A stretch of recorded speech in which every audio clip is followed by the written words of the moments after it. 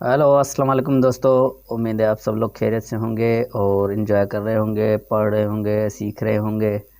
तो आज हमारी सी प्रोग्रामिंग की दूसरी वीडियो है जहां पर हम बात करेंगे डेटा टाइप्स और वेरिएबल्स के बारे में और उनको देखेंगे, सारी चीज़ों को कंप्लीट समझेंगे। आप भी कंप्लीट वीडियो को वॉच करें और जो जो मैं डेफिनेशंस वगैरह आपको बताता हूं या कोई भी सिंपल चीज़ें आपको बताता हूं तो वो सिर्फ आप नोट कर लें। बाकी जो आप सीखेंगे वो प्रैक्टिस करते रहें और चीज़ों का एक बार कॉन्सेप्ट क्लियर हो जाए तो प्रैक्टिस करें, ताकि वो जो है वो ऐसा क्लियर हो जाए कि आपको फिर जो है याद करना ना पड़े बार बार। तो मैं यहाँ पर न्यू फाइल बना रहा हूँ और न्यू फाइल जो है इसको मैं सेव करूँगा। ये तो आपको तरीका पता ही होता है कि सेव कैसे करनी है। तो यहाँ सी प्रोग्राम्स मैं बता दूँगा और यहाँ पर मैं आकर लिखूँगा वेरिएबल्स। तो आप जो भी लिखें वो आपकी मर्ज़ी है और डॉट सी के हिसाब से। तो ये मेरा बन गया जो सिंपल सा कोड है जो मैंने पिछली वीडियो में बताया था आपको। और तो अगर उस वो वीडियो नहीं देखी आपने तो उसको देख लें, आप कंप्लीट वॉच कर लें ताकि आपको ये समझ में आ जाए कि मैं ये क्या लिख रहा हूँ। तो ये सिंपल सा कोड था, मेन मेथड है।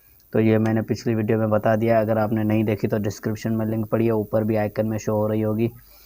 तो अब हम आते हैं वेरिएबल्स पे और डेटा टाइप्स पे। तो डेटा टाइप्स और वेरिएबल्स के बहुत सारे किस्म हैं, लेकिन आज हम सिंपल किस्म को देखेंगे, यानी सिंपल यूज़ देखेंगे ताकि आपको क्लियर हो। आज मैं वो जो वेरिएबल्स हैं वो सारे नहीं बताऊंगा, वेरिएबल्स के टाइप, और ना ही डेटा टाइप सारे बताऊंगा। मैं सिंपल आपको बताऊंगा ताकि आपको कॉन्सेप्ट क्लियर हो। जैसे यहाँ पर जो है मैं स्लाइड को ओपन करता हूँ, यहाँ पर देखें basic data types and variables in C programming. Basic जो है वो 4 हैं ताकि आपको सारे क्लियर हो जाएंगे। ये चारों अगर यूज़ करने आते हैं और इनका कॉन्सेप्ट क्लियर होता है तो बाकी सारे आपको बिल्कुल खुद ही आ जाएंगे, इसमें कोई शक नहीं। इन पे आपको प्रैक्टिस अच्छी करनी है और समझना है इन चीज़ों को। देखिए यहाँ पर आ रहे हैं वेरिएबल्स कौन कौन से हैं। एक है इंट। तो इंट जो है ये इंटीजर, इंटीजर जो है जैसे हमारे नंबर्स होते हैं उसके लिए डेटा टाइप यूज़ होती है इंट।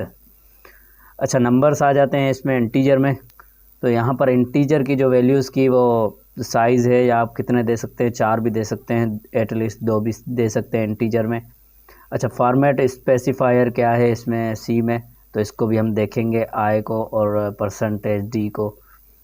अच्छा, दूसरी जो डेटा टाइप आती है वो आती है कैरेक्टर। कैरेक्टर आपको पता है, कैरेक्टर कोई भी हो, जैसे हमारे पास ए बी, ए होती है, फिर बी होती है, फिर सी होती है। तो आप जो भी करना चाहें वो लिख सकते हैं। तो ये एक एक कैरेक्टर है, ये अलग कैरेक्टर है, ये अलग कैरेक्टर है, ये अलग कैरेक्टर है। तो इसको भी समझते हैं। और उसके बाद होती है हमारे पास फ्लोट। फ्लोट वैल्यूज़ क्या है, फ्लोटिंग पॉइंट होती है, जैसे 11.000, तो जैसे भी आप देना चाहें। अच्छा, 2.99, तो जैसे भी आप फ्लोटिंग पॉइंट जब भी देंगे, जैसे 1.5, तो फ्लोटिंग पॉइंट वैल्यूज़ देनी है तो फ्लोट डेटा टाइप यूज़ होता है। और इसका जो स्पेसिफायर वो परसेंटेज एफ है, और डबल जो होता है उसका परसेंटेज एल एफ है। तो ऐसे ही सिंपल है। अब देखें यहाँ पर जो मैंने डबल, डबल क्या है, डबल भी पॉइंटिंग में पॉइंटिंग की वैल्यू है। इन चीज़ों का आज हम क्लियर करेंगे, इनको यूज़ करेंगे। तो चलते हैं हमारा डेव सी प्लस प्लस पर और यहाँ पर आते हैं। अब पहली बात तो वेरिएबल क्या है। तो दोस्तों, अगर हम कोई भी यूज़र से डेटा ले रहे हैं, यानी जब भी हम रन टाइम पे यूज़र से डेटा लेते हैं तो वो डेटा हमें कहीं ना कहीं मेमोरी में स्टोर करवानी पड़ती है। इस चीज़ को आपको समझना है कि जो जब मैं यूज़र से डेटा लूँगा या किसी फॉर्म में हम डेटा लेते हैं तो वो हमें कहीं ना कहीं तो सेव करवानी पड़ती है। इसलिए प्रोग्रामिंग में जो है वेरिएबल्स आते हैं। जब ये टॉपिक आता है तो वेरिएबल्स आते हैं ताकि वेरिएबल्स में हम डेटा को स्टोर करवा सकें। वेरिएबल्स वो लोकेशन है मेमोरी के जहाँ पर हम डेटा को स्टोर करवाते हैं। अच्छा, सिंपल मैं डिक्लेरेशन बता रहा हूँ वेरिएबल की। तो वेरिएबल की डिक्लेरेशन करने के लिए हमें सबसे पहले जो है डेटा टाइप देना पड़ेगा। जैसे यहाँ पर मैंने लिखा इंट, तो ये हो गया डेटा टाइप। उसके बाद आएगा वेरिएबल का नाम, वेरिएबल नेम कोई भी आप दें, जैसे मैं यहाँ पर दे रहा हूँ वैल्यू। अच्छा, ये क्या है, ये वेरिएबल का नाम है। इन चीज़ों को आपको जो है क्लियर करना है गौर से। इंटीजर डेटा टाइप, यानी ये जो है वेरिएबल का नाम है, इसमें जो डेटा होगी वो सिर्फ़ और सिर्फ नंबर्स होगी, इंटीजर्स होंगे। उसके बाद हमें जो है असाइनमेंट ऑपरेटर लगाना पड़ता है सी में। असाइनमेंट ऑपरेटर कहते हैं इक्वल टू को। तो मैंने अब देखें क्या दिया, डेटा टाइप दी, वेरिएबल का नाम दिया और असाइनमेंट ऑपरेटर दिया, यानी इसमें कौन सी वैल्यू होगी। तो यहाँ पर मैंने दे दी 70 सेम। तो बात ये हो गई कि ये जो वैल्यू है 70 ये इसमें स्टोर हो चुकी है। ये हम खुद ही वैल्यू मैन्युअली दे रहे हैं, यूज़र से नहीं ले रहे, लेकिन ये भी एक वेरिएबल बन गया जो कि हमारे किसी मेमोरी में कोई लोकेशन ले रहा है और वहाँ पर जो है वो 70 जो वैल्यू है उसको अपने पास स्टोर कर रहा है। अब हमें जब जब ये वैल्यू चाहिए होगी 70, हम सिर्फ वेरिएबल का नाम लिखेंगे और हमारे पास जो है वो आ जाएंगी वैल्यू। तो यहाँ पर अगर मैं प्रिंट एफ करने जाऊँ, अगर मुझे ये वैल्यू प्रिंट करवानी है तो मैं यहाँ पर जो डबल कोट में मैसेज लिखता हूँ, आपको पता है your value is equal to, तो आप जैसा भी लिखें यूर वैल्यू, तो यहाँ पर ऐसा आप लिखना चाहें तो वैसा भी लिख सकते हैं। तो ये इसका कोई इशू नहीं है। लेकिन एक चीज़ याद रखनी है, जहाँ पर जब मैंने स्लाइड में आपको बताया था फॉर्मेट स्पेसिफायर, इसका मतलब यही है कि यहाँ पर हमें जो मैसेज है इसमें भी फॉर्मेट स्पेसिफायर देना है कि हम प्रिंट क्या करवाना चाहते हैं। यहाँ पर मुझे %d लगाना पड़ेगा क्योंकि ये %d जो है वो इंटीजर के लिए यूज़ हो रहा है। यहाँ पर देखेंगे आप %d यूज़ हो रहा है इंटीजर के लिए। तो यहाँ पर जो भी आपका मैसेज है उसके बाद अगर आप %d लगाकर और वेरिएबल की यहाँ पर जो है वेरिएबल का नाम देना है, हमें कॉमा लगानी है। और वेरिएबल का नाम क्या है, आप देखेंगे वेरिएबल का नाम वैल्यू है, ये डेटा टाइप है, ये नाम है। तो ये हो गई वैल्यू मेरी और इसको मैंने कर दिया क्लोज। तो अब देखते हैं कि हमारा प्रोग्राम काम कर रहा है या नहीं। तो यहाँ पर देखेंगे आप यूर वैल्यू 70 आ गया। अब ये 70 क्यों आ रहा है, यहाँ पर तो मैंने वैल्यू लिखा है, तो ये वेरिएबल है एक, यानी इसकी वैल्यू जो इसमें पड़ी है वो 70 है। तो आई होप आपको चीज़ें क्लियर हो रही होंगी। अच्छा, अब आते हैं हम जो है कैरेक्टर पे। तो कैरेक्टर के लिए हमें 4 लिखना पड़ेगा, 4 और वैल्यू आप नाम कोई भी दें, जैसे मैं लिख रहा हूँ नेम इज़ इक्वल टू। तो यहाँ पर कैरेक्टर जब भी आप लिखेंगे तो सिंगल कोट में लिखेंगे, ये चीज़ें आपको क्लियर होनी चाहिए। सिंगल कोट में कैरेक्टर को हम लिखते हैं, जैसे मैंने यहाँ पर लिखा एफ, फिर इसको कर दिया क्लोज। तो ये हो गया नेम जो वेरिएबल है, ये पूरी एक डिक्लेरेशन हो गई वेरिएबल की। तो यहाँ पर डेटा टाइप है, ये वेरिएबल का नाम है और ये वेरिएबल की वैल्यू है जो इसमें स्टोर हो रही है। तो अगर आपको वैल्यू के बाद जो है नंबर के बाद अगर आपको ये एफ शो करवाना है या देखना है कि हमारे नेम वेरिएबल जो है ये वाला इसमें कौन सी वैल्यू है, तो यहाँ पर जो है हम फिर से जो है हमें फॉर्मेट स्पेसिफायर यूज़ करना पड़ेगा। यहाँ पर मैंने आपको दिखाया था कैरेक्टर के लिए जो है वो %c है। तो आप जैसे ही प्रैक्टिस करते रहेंगे आपको ये सारी चीज़ें जो है वो ध्यान में आती रहेंगी। तो यहाँ पर जो है मैं लिखूँगा %d के बाद %c लिखूँगा और यहाँ पर मैं दूंगा इसको नेम, यानी हमारे वेरिएबल का नेम ही नेम है। तो देखते हैं इसको भी रन करके। तो यहाँ पर आप अगर आप देखें तो यहाँ पर 70 फिर उसके बाद एफ आ रहा है, यानी यहाँ पर जो वैल्यू है फिर उसके बाद नेम आ रहा है, ये ऐसे शो हो रहा है। अच्छा, तो आप इनको जो है वो ऐसे भी कर सकते हैं। अगर मैं % जो है वो यूआर के बाद लगाऊंगा, ऐसे आप प्रैक्टिस करें। अगर % में यूआर और वैल्यू के बीच में लगाता हूँ, फिर देखते हैं क्या होता है।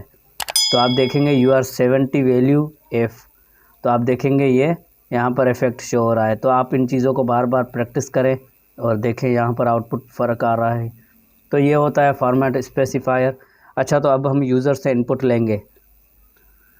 तो सिंपल जो है इन चीज़ों को मैं करता हूँ फ़िलहाल रिमूव।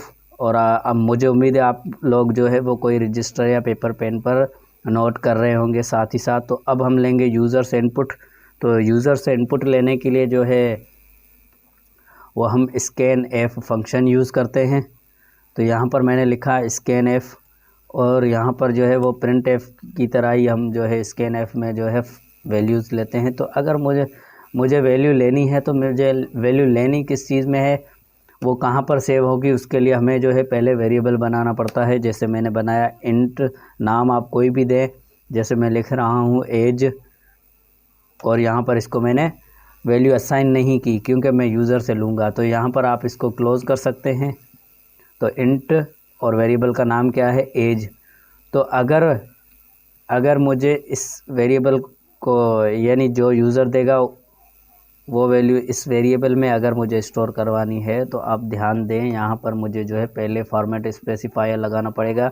अब इंट का फॉर्मेट स्पेसिफायर आपको पता है %d है।